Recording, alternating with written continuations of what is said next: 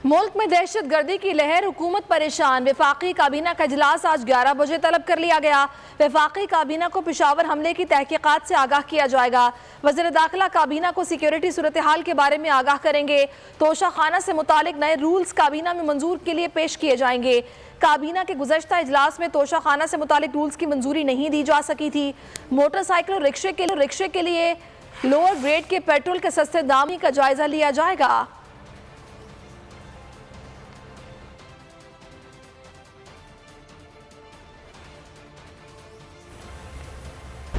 खूने नाहक बहुत पी चुकी ये जमीन, अब कोई दिन में ये खून उगलने को है।